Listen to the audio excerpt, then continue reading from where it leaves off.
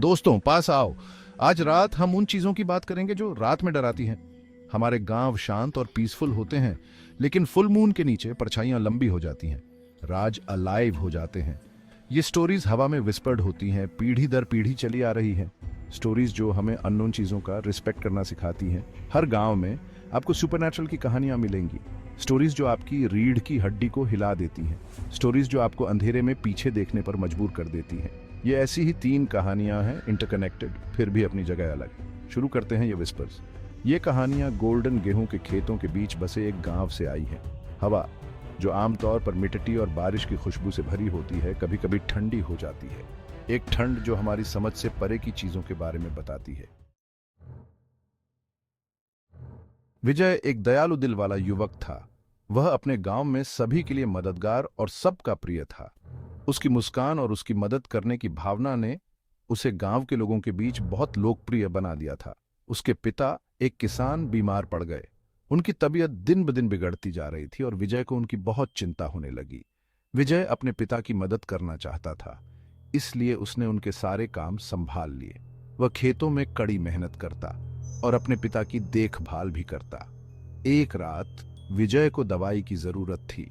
उसके पिता की हालत अचानक बिगड़ गई थी और दवाई लाना बहुत जरूरी हो गया था। गांव का डॉक्टर एक आम के बाग के उस पार रहता था। विजय जानता था कि उसे जल्दी से जल्दी वहां पहुंचना होगा। रात हो गई थी, लेकिन विजय डरा नहीं। उसने अपने पिता को विश्वास दिलाया कि वह जल्द ही वापस आ जाएगा। पिताजी, चिंता मत करो, मैं जल्द वापस आऊंगा। मैं जल्द वापस आऊंगा। विजय ने अपने पिता को अलविदा कहा और जल्दी से घर से निकल पड़ा। बाग से होकर जाने वाला रास्ता अंधेरा था। विजय ने अपने कदम तेज कर दिए, क्योंकि उसे पता था कि उसके पास ज्यादा समय नहीं है। पेड़ रात की हवा में सरसराहट कर रहे थे। विजय ने अपनी रफ्तार और तेज कर दी। तभी उसने उसे देखा। एक सफेद बकरा रास्ते के बीच में खड़ा था। एक बकरा पूरा सफेद रास्ते के बीच में खड़ा था। विजय उसकी यह हरकत देखकर हैरान था। उसकी आंखें एक अजीब पीले रंग में चमक रही थीं। विजय ने ऐसी आंखें पहले कभी नहीं देखी थीं। सबसे अजीब थी उसकी मुस्कान। एक चौड़ी अजीब मुस्कान जिससे विजय डर गया। एक चौड़ी अजीब मुस्कान जिससे विजय डर गया। विजय ने इससे पहले कभी बकरी को मुस्कुराते नहीं देखा था। विजय ने इससे पहले कभी बकरी को मुस्कुराते नहीं देखा था। वह कुछ देर के लिए हिल भी नहीं पाया। उसने आगे बढ़ने की कोशिश की, लेकिन बकरी ने उसका रास्ता रोक लिया। विजय ने बकरी को हटाने की कोशिश की, लेकिन वह हिला तक नहीं। उसके खुर जमीन पर रगड़े उसके सीने में एक गर्ज गूंज उठी। विजय को लगा जैसे बकरी उसे चेतावनी दे रही हो। विजय बहुत डर गया। उसने ऐसी स्थिति का सामना पहले कभी नहीं किया था। उसने अपनी आंखें बंद कर ली, प्रार्थना की और जानवर को धक्का देकर आगे बढ़ गया। बकरी ने पीछा नहीं किया। विजय ने पीछे मुड़कर देखा। बकरी वहीं खड़ी थी। विजय भागता हुआ डॉक्टर के घर पहुंचा। उसका दिल बहुत तेज धड़क रहा था। उसने दरवाजा खटखटाया और डॉक्टर को सारी बात बताई। उसने कभी मुस्कुराते बकरी के बारे में बात नहीं की। वह जानता था कि कोई भी उसकी बात पर यकीन नहीं करेगा, लेकिन वह इसे कभी भूल भी नहीं पाया। वह दृश्य उसकी आंखों के सामने बार बार आता रहा। वह डर उसके मन में हमेशा के लिए बैठ गया। विजय ने उस रात को कभी नहीं भुलाया और वह बकरी हमेशा उसकी यादों में जीवित रही। एक रात बहुत तेज तूफान आया। हवा बहुत तेज चल रही थी। आसमान में काले बादल छाए हुए थे और बिजली कड़क रही थी, जिससे रात का अंधेरा और भी डरावना हो गया था। बारिश खिड़कियों पर बहुत तेजी से पड़ रही थी। अपनी झोपड़ी के अंदर एक मजबूत किसान रमन अपनी घटती आपूर्ति को लेकर चिंतित था। उसकी चिंता बढ़ती जा रही थी, क्योंकि तूफान के कारण वह बाहर नहीं जा पा रहा था। उसे अपने लैंप के लिए मिट्टी का तेल चाहिए था। तेल के बिना उसकी झोपड़ी में अंधेरा हो जाएगा और वह किसी भी खतरे का सामना नहीं कर पाएगा। उसकी पत्नी ने उससे सुबह तक इंतजार करने के लिए कहा। रमन, कृपया सुबह तक रुक जाओ, उसने कहा। उसकी आवाज से चिंता साफ झलक रही थी। तूफान बहुत खतरनाक है रमन, बाहर जाना सुरक्षित नहीं है।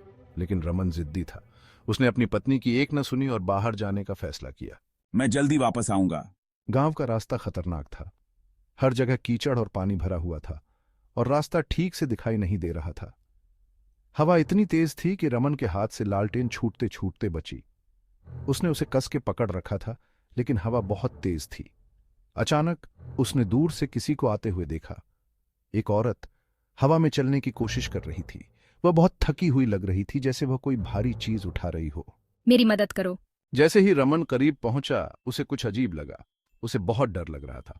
बिजली चमकी और रमन ने उस औरत का चेहरा देखा। वह मुस्कुरा रही थी, लेकिन उसकी मुस्कान में कुछ डर था। उसकी आंखें एक अजीब रोशनी से चमक रही थीं। रमन डर के मारे समझ गया कि वह कोई आम औरत नहीं है। ये एक शेप शिफ्टर था, एक बुरी आत्मा। वह अपना लालटेन गिराकर भाग गया। वह उस जीव की चीखें अपने पीछे सुन सकता था।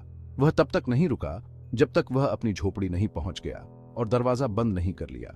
वह उस शेप शिफ्टर से बच गया था, लेकिन यह घटना उसे हमेशा याद रही। गांव के बुजुर्ग अक्सर एक बुरी शक्ति के बारे में बात करते थे।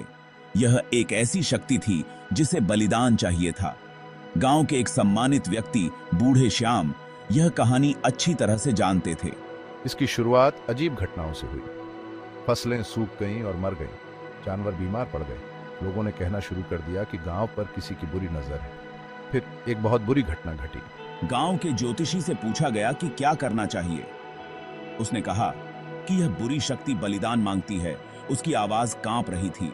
कुछ दिन बाद उनका शरीर नदी के किनारे मिला। गांव वालों ने उनके जाने का दुख मनाया, लेकिन उन्हें राहत भी थी। लेकिन यह घटना सबको याद दिलाती थी कि दुनिया में बुराई भी है।